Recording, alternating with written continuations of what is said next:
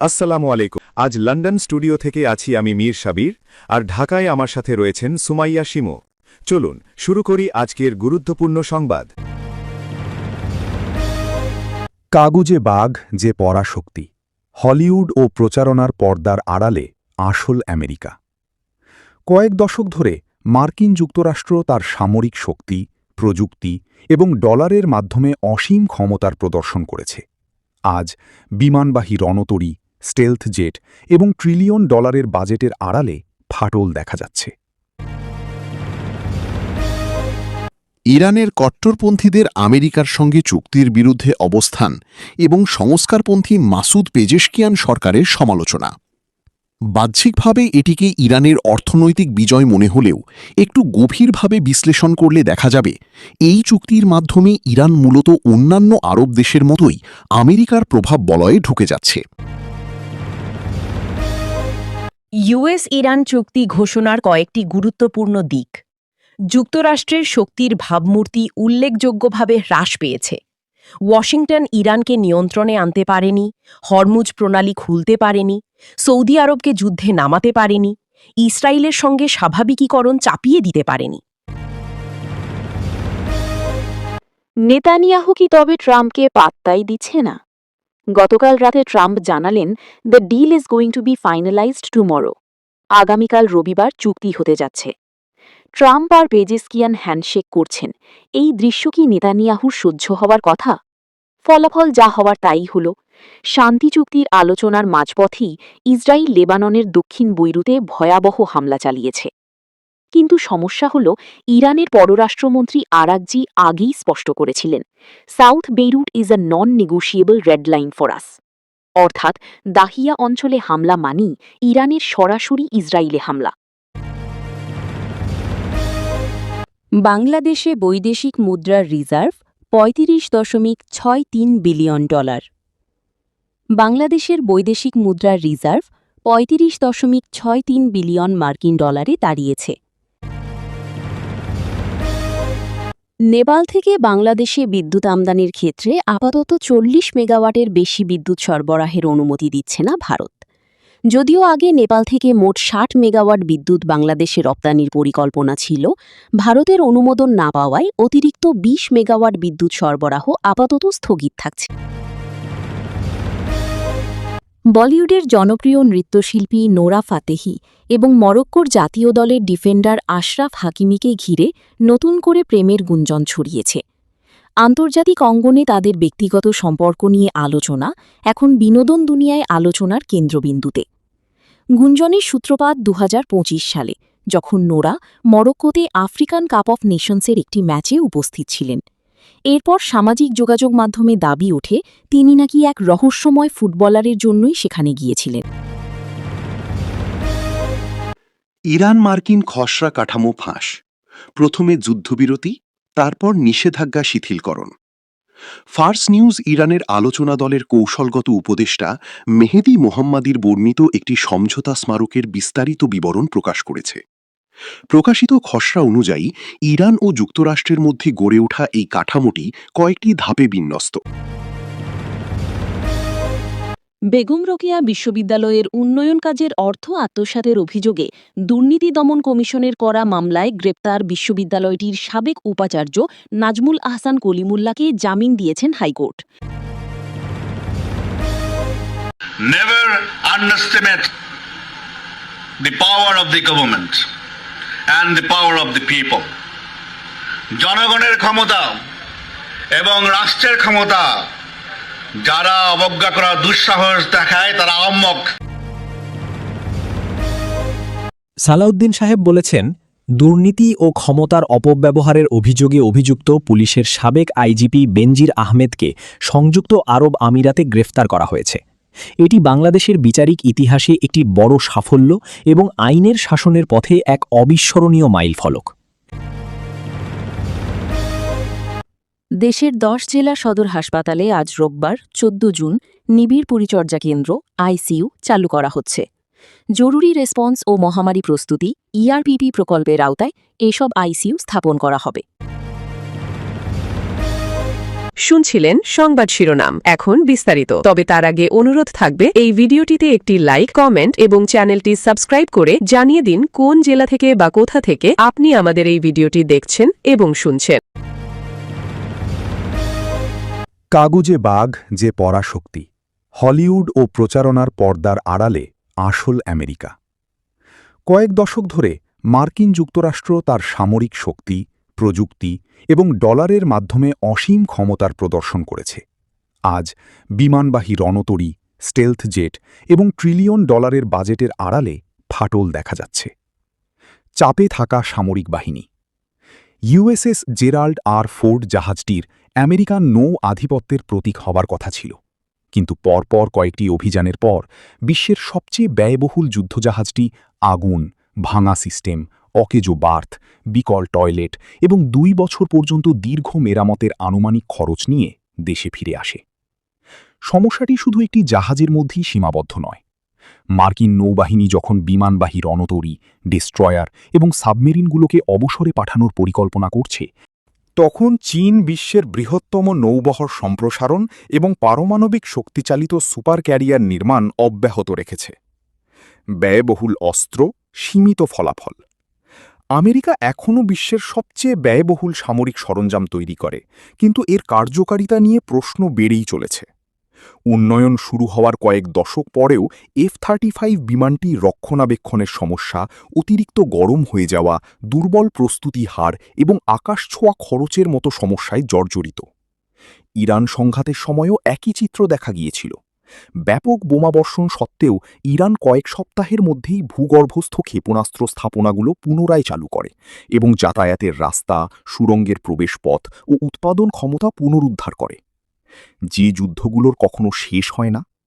Vietnam একটি চোরাবালিতে পরিণত হয়েছিল। আফগানিস্তানের যুদ্ধ 20 বছর ধরে চলেছিল।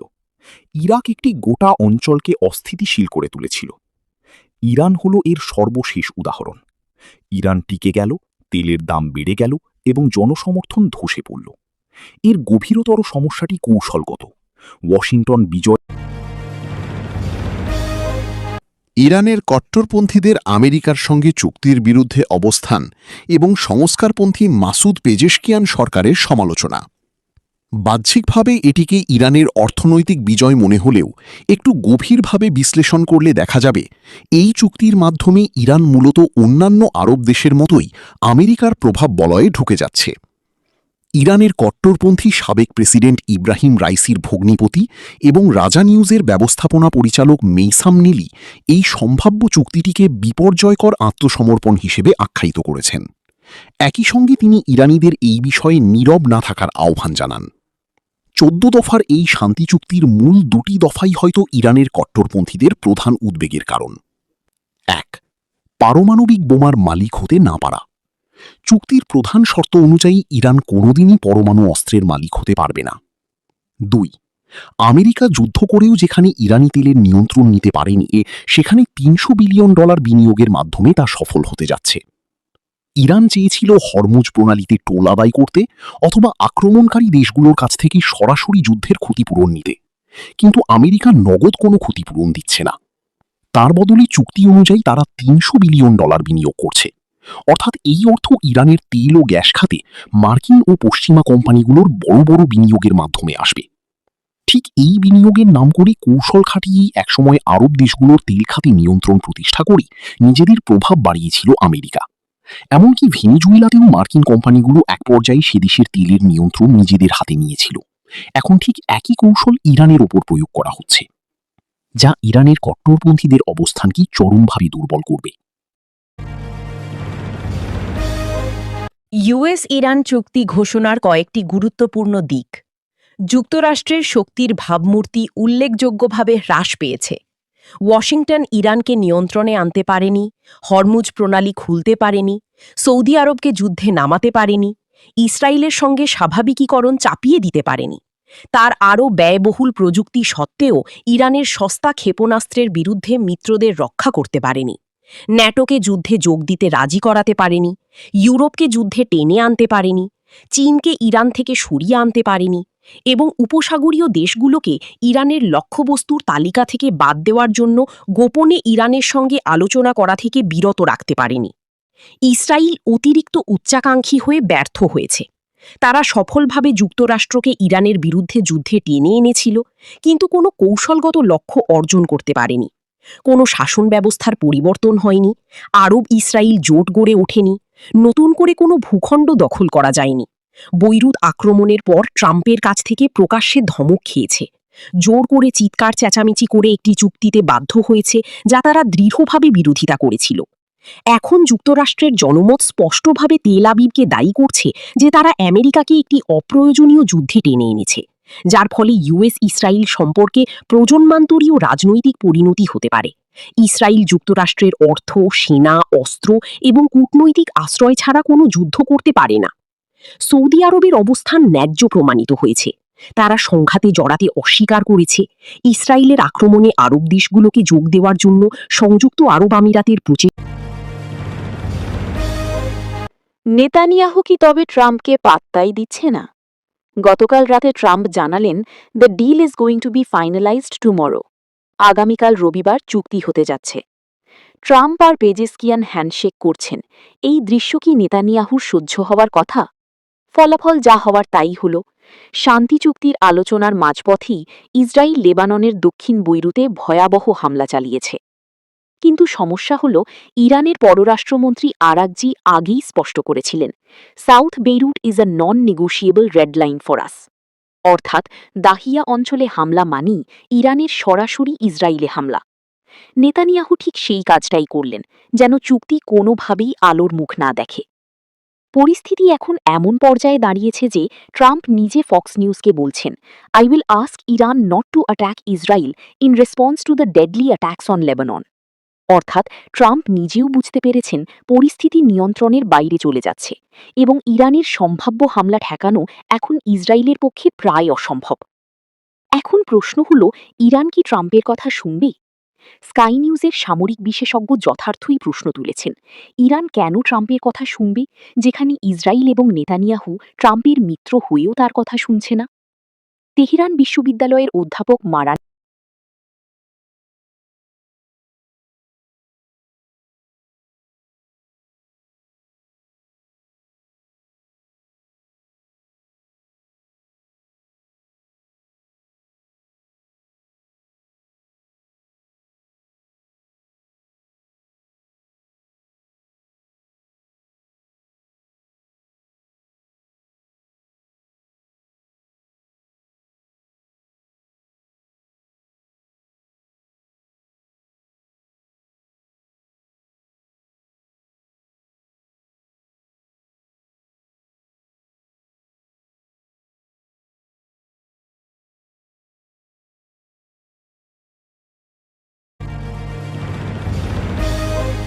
বাংলাদেশে বৈদেশিক মুদ্রার রিজার্ভ ৩৫.৬৩ বিলিয়ন ডলার। বাংলাদেশের বৈদেশিক মুদ্রার রিজার্ভ ৩৫.৬৩ বিলিয়ন মার্কিন ডলারে দাঁড়িয়েছে। এশীয় উন্নয়ন ব্যাংক এডিবি থেকে ১.০০৫ বিলিয়ন ডলারের বাজেট সহায়তা ঋণ পাওয়ার ফলে এই রিজার্ভ বৃদ্ধি পেয়েছে। রোববার বাংলাদেশ ব্যাংক এ তথ্য জানিয়েছে। কেন্দ্রীয় ব্যাংক জানিয়েছে, আন্তর্জাতিক মুদ্রা তহবিলের আইএমএফের balance of payments and international investment position manual BPM-6 গণনা পদ্ধতি অনুযায়ী দেশের রিজার্ভের পরিমাণ ৩১.০৮ বিলিয়ন মার্কিন ডলার। সংশ্লিষ্ট কর্মকর্তারা বলছেন, রিজার্ভের এই অবস্থান চলমান বৈশ্বিক অর্থনৈতিক অনিশ্চয়তার মধ্যেও দেশের বহিখাতের স্থিতিশীলতা প্রতিফলন করে। দর্শনা সীমান্তে পুশ ইনের উদ্দেশ্যে ১২৫ জনকে জড়ো করেছে বিএসএফ, সতর্ক অবস্থানে বিজিবি। চুয়াডাঙ্গার দর্শনা জয়নগর সীমান্ত দিয়ে ১১ নারী পুরুষকে বাংলাদেশে পুশ ইনের চেষ্টা করেছে ভারতীয় সীমান্তরক্ষী বাহিনী বিএসএফ। তবে বর্ডার গার্ড বাংলাদেশ বিজিবি এর কঠোর অবস্থানের কারণে সেই চেষ্টা ব্যর্থ হয়েছে। তবে আরও ১২৫ জনকে সীমান্ত এলাকায় জড়ো করা হয়েছে বলে তথ্য পেয়েছে বিজিবি। রোববার ১৪ জুন ভোর প্রায় ৪টার দিকে সীমান্তের ৭৭S2 পিলার সংলগ্ন এলাকা দিয়ে ওই ব্যক্তিদের বাংলাদেশে প্রবেশ করানোর চেষ্টা করা হয়। বিজিবি সদস্যরা বিষয়টি টের পেয়ে তাৎক্ষণিক প্রতিরোধ গড়ে তুললে বিএসএফ তাদের সীমান্ত এলাকা থেকে সরিয়ে নেয়। চুয়াডাঙ্গা ব্যাটালিয়ন ৬ বিজিবি এর অধিনায়ক ও পরিচালক লেফটেন্যান্ট কর্নেল মোহন নাজমুল হাসান বিষয়টি নিশ্চিত করেছেন।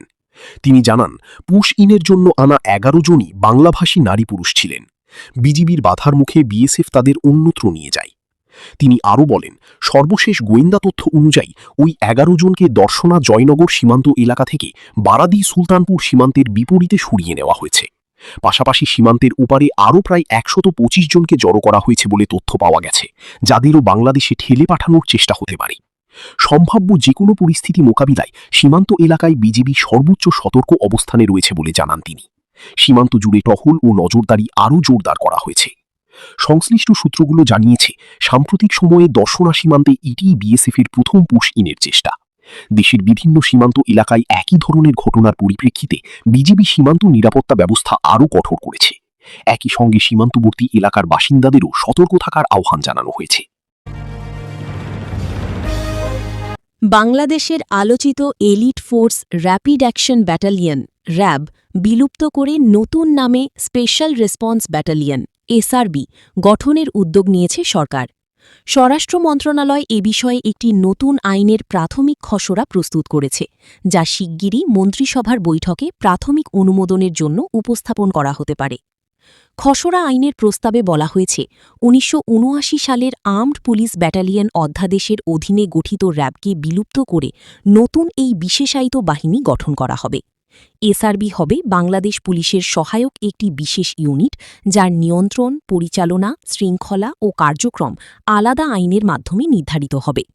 আইনটি অনুমোদনের পর এটি পর্যায়ক্রমে আইন, বিচার ও সংসদ বিষয়ক মন্ত্রণালয়ের ভেটিং শেষে চূড়ান্তভাবে সংসদে উত্থাপন করা হবে। নাফ নদী ও বাংলাদেশ মায়ানমার সমুদ্র সীমান্তবর্তী এলাকায় যে কোনো ধরনের অবৈধ অনুপ্রবেশ, মাদক পাচার, মানব পাচার ও অস্ত্র চোরাচালান এবং সন্ত্রাসী গোষ্ঠীর অনুপ্রবেশ সহ তাদের সন্ত্রাসী কার্যক্রম রোধে বাংলাদেশ কোস্টগার্ড সর্বোচ্চ সতর্ক অবস্থানে রয়েছে।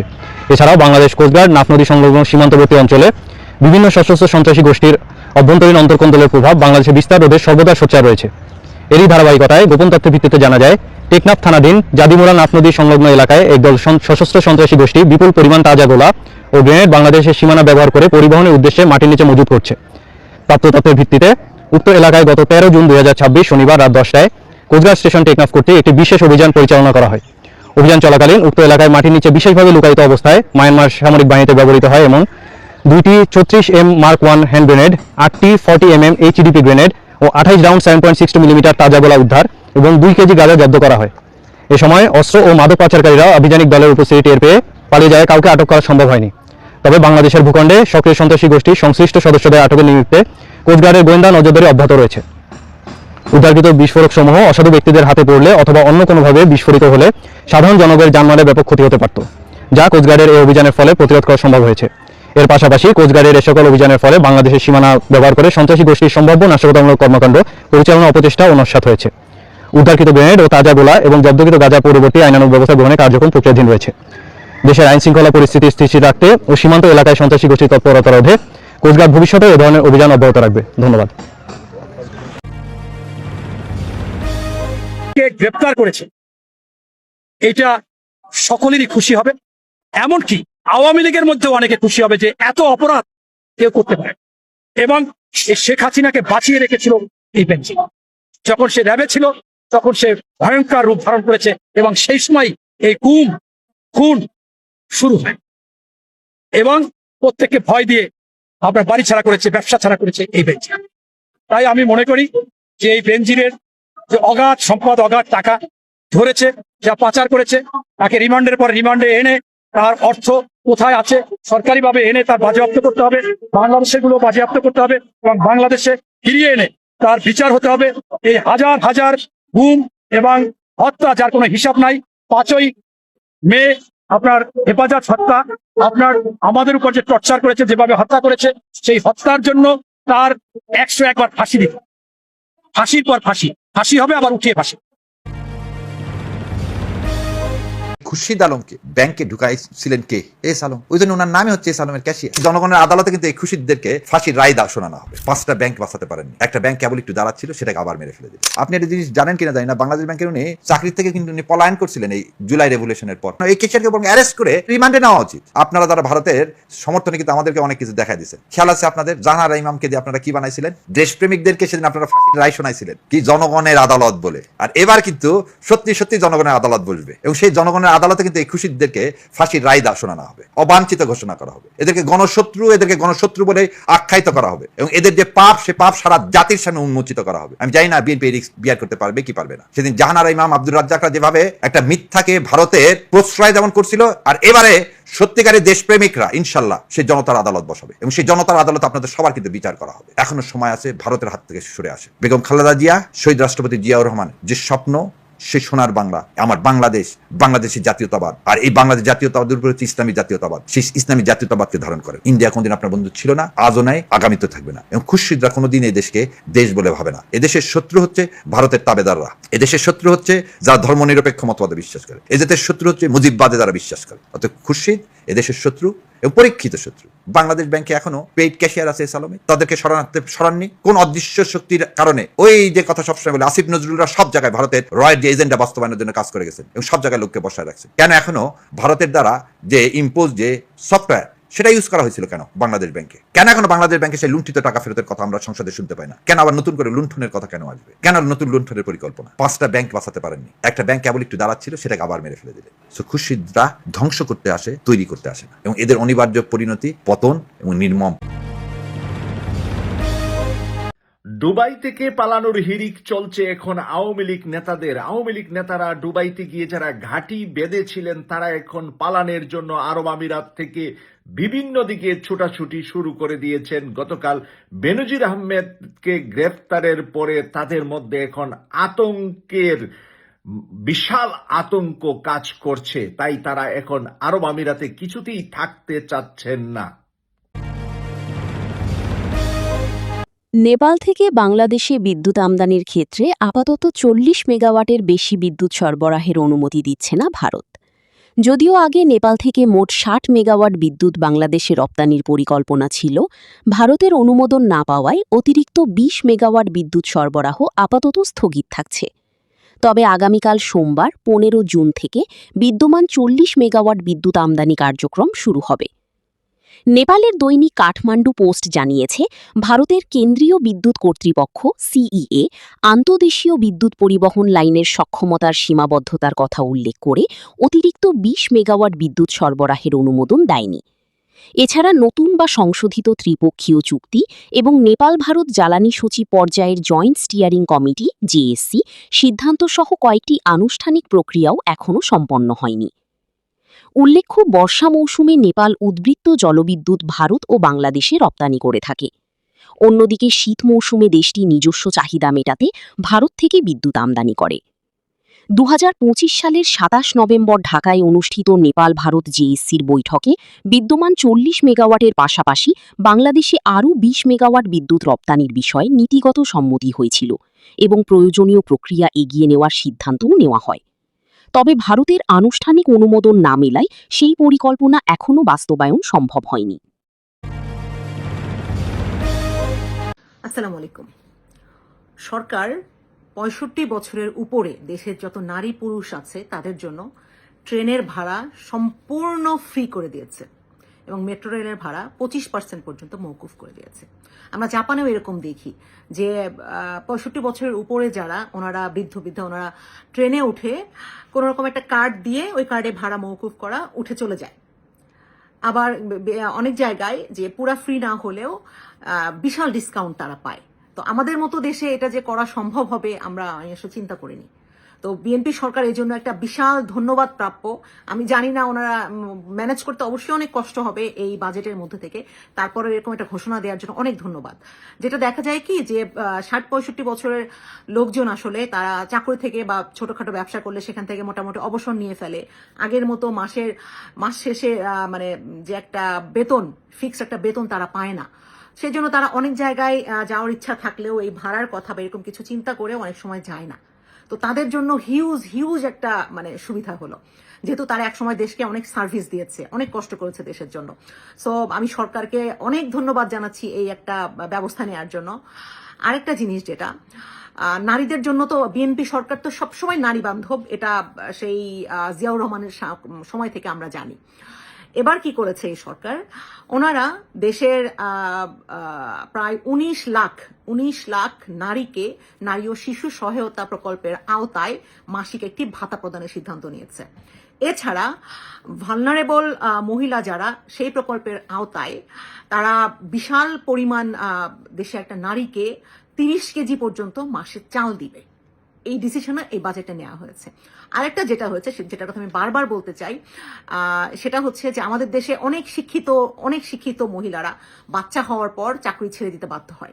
দেখা যায় যে মানে এখনকার যে বাসা ভাড়া বলেন, তারপর হচ্ছে জিনিসপত্রের দাম বলেন, সেই অনুযায়ী একজনের ইনকামে কিন্তু সংসার খুব ভালোভাবে চলে না। আবার সন্তানকে সবাই সর্বোচ্চ ভালো টেক কেয়ার করে পড়াশোনার সুবিধা দিয়ে মানুষ করতে চায়। এই জন্য অনেক মহিলারা কষ্ট হলেও আসলে তারা শেষ পর্যন্ত চাকরি ছেড়ে দিতে বাধ্য হয়, তাদের বাচ্চা দেখার কেউ থাকে না। এজন্য সরকার নতুন করে আরো 60টা দিবা যত্ন কেন্দ্র বা যেটা ডে কেয়ার বলে, ডে কেয়ার চালু করার ঘোষণা দিয়েছে।